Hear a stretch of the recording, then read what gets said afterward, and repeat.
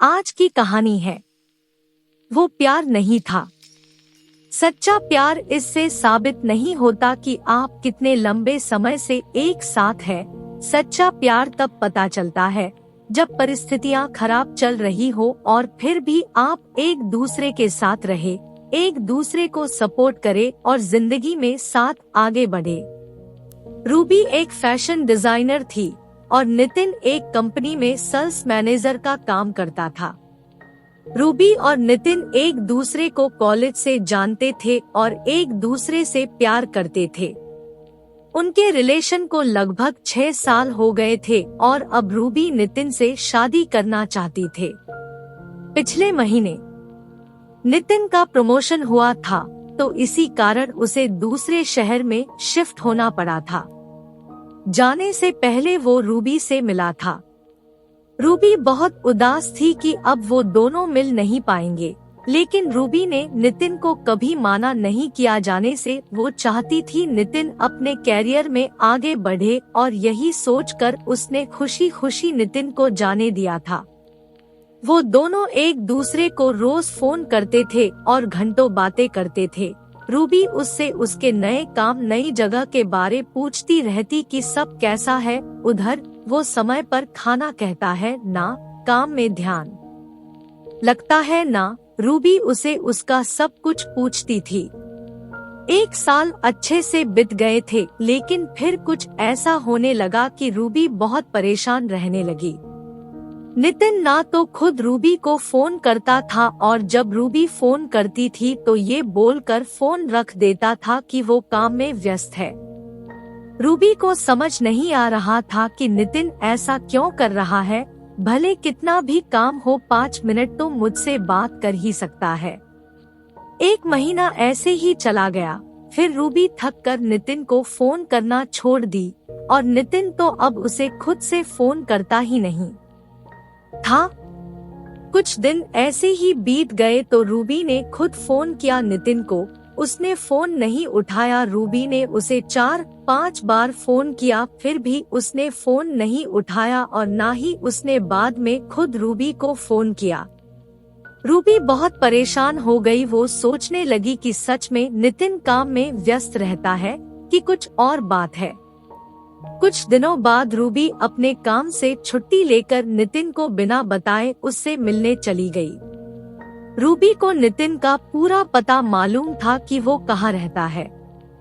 Ruby रात के समय नितिन के घर पहुंची थी। उसने देखा कि नितिन के घर पर ताला लगा हुआ था।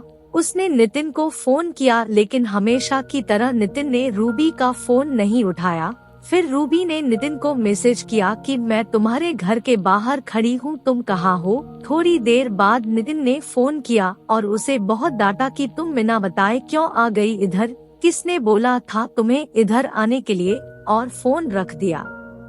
उसने रूबी की कोई बात नहीं सुनी। रूबी उसके घर के बाहर ही बैठी रह गई कि शायद नितिन को ऑफिस में बहुत काम हो और मैं बिना बताए आ गई इसलिए वो गुस्सा हो गया और वो उसके घर के बाहर ही बैठ के उसका इंतजार कर रही थी।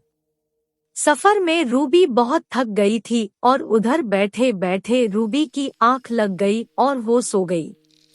सुबह उसकी आंख खुली तो उसने देखा कि नितिन अभी तक घर नहीं आया।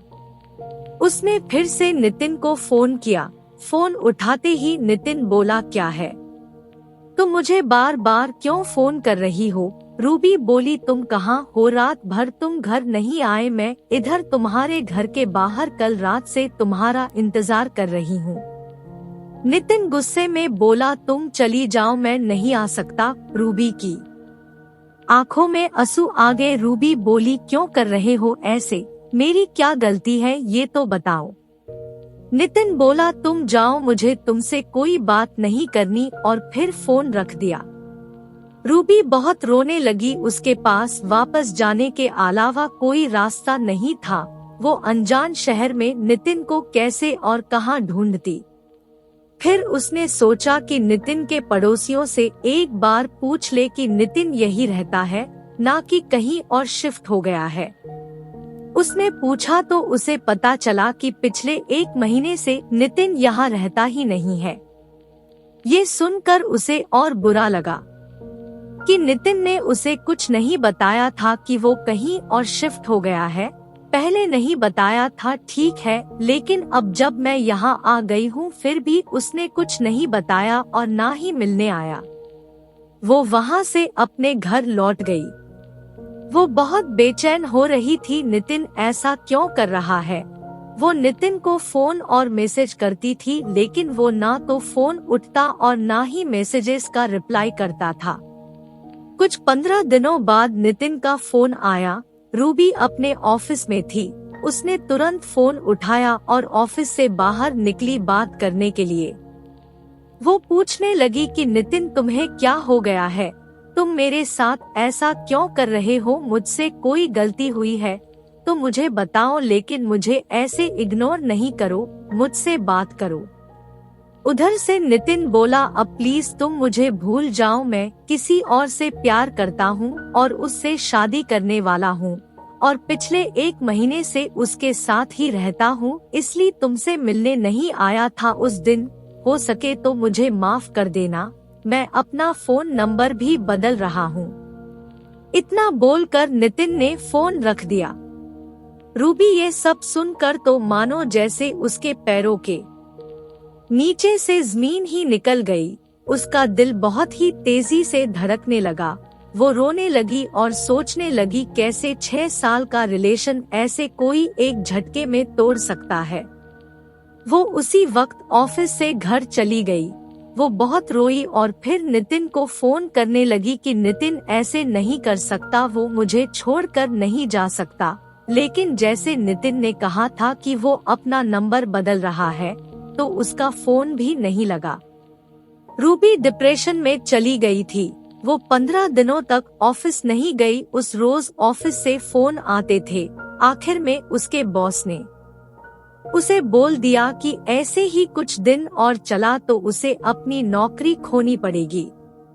फिर कुछ दिनों बाद रूबी ऑफिस जाने लगी, लेकिन काम में उसका ध्यान नहीं रहता था।